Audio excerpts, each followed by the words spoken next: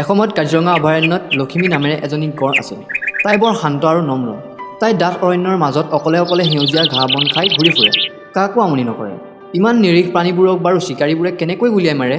সিহঁতৰ অলপো দয়া মৰম নালাগেনে বাৰু? সঁচাকৈ এই জন্তুবোৰ দেখিলেই ভাল লাগি যায়। ইহঁত আমাৰ আপুৰুগীয়া সম্পদ। এই সম্পদসমূহ যাতে নিধন হ'ব নোৱাৰে তাৰ কাৰণে সকলোৱে মিলি চেষ্টা কৰিব লাগে। এদিন লখিমী নামৰ গড়জনীয়ে দেখিলে অৰণ্যৰ আনটো মূৰত এজনী হাতী অকলে অকলে ঘূৰি ফুৰিছে। তাইৰ নাম ভৱানী। তেতিয়া গড়জনী ভৱানী নামৰ হাতীজনী ওচৰ চাপি আহি ক'লে, বাই, কিমাননো আৰু এনেকৈ অকলে অকলে দিন কটাবা? আমি দুয়ো সখী পাতো আহা। আমাৰ জীৱনৰ ভৰসাই নাই। কোন মুহূৰ্তত চিকাৰীৰ হাতত প্ৰাণ যায় ক'বই নোৱাৰি। গতিকে যি কেইদিন জীয়াই থাকোঁ সেইকেইদিন হাঁহি মাতি মিলিজুলি দিন কটাম। কথামতেই কাম।